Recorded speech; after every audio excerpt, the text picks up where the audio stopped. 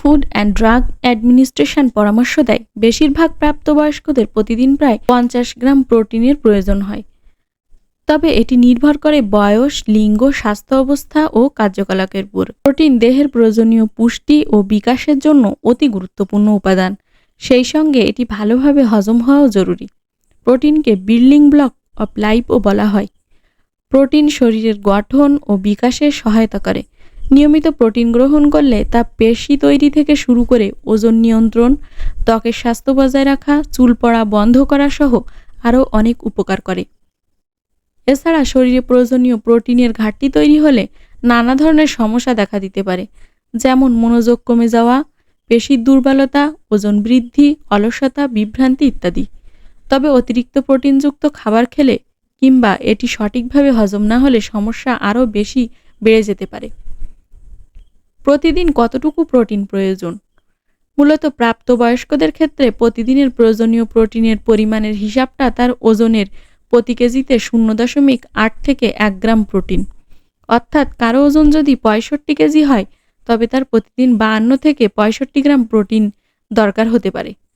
শারীরিক পরিশ্রমের উপর নির্ভর করে প্রোটিন কম বেশি প্রয়োজন হতে পারে। সেই সঙ্গে এটি বয়স, শারীরিক অবস্থা, শারীরিক ক্রিয়াকলাপ এবং স্বাস্থ্যের উপর নির্ভর করে। নিয়মিত প্রোটিন গ্রহণ করলে কি কি উপকার পাওয়া যায় চলুন জেনে নিই। ওজন কমে। ওজন কমানোর ক্ষেত্রে প্রোটিন খুবই গুরুত্বপূর্ণ। আপনি হয়তো জানেন, ওজন কমানোর জন্য আপনি যতটা ক্যালোরি পোড়ান তার চেয়ে কম ক্যালোরি গ্রহণ করতে হবে। ক্যালোরির প্রায় 30% প্রোটিন গ্রহণ ওজন কমানোর জন্য সর্বোত্তম বলে মনে করা হয়। এটি আপনার বিপাকীয় হারকে বাড়িয়ে তোলে এবং ক্যালোরি গ্রহণের স্বতঃস্ফূর্ত হ্রাস ঘটায়। পেশি এবং শক্তি অর্জন। বেশিরভাগ শরীরের টিস্যুগুলোর মতো পেশিগুলো গতিশীল এবং ক্রমাগত ভেঙে এবং পুনর্নির্মাণ করা হয়।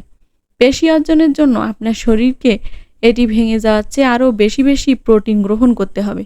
যেমন যারা পেশি তৈরি করতে চান তারা প্রায়ই বেশি প্রোটিন খান, পাশাপাশি ব্যায়ামও করেন।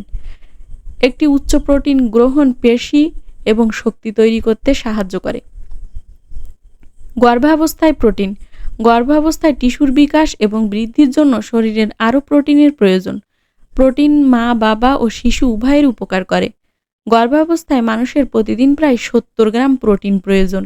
এটি বেশিরভাগ ক্ষেত্রে দৈনিক ক্যালোরি গ্রহণের 10 থেকে 35% সমান। এছাড়া যারা বুকের দুধ খাওয়াচ্ছেন তাদেরও সাধারণের চেয়ে বেশি প্রোটিন গ্রহণের প্রয়োজন হয়।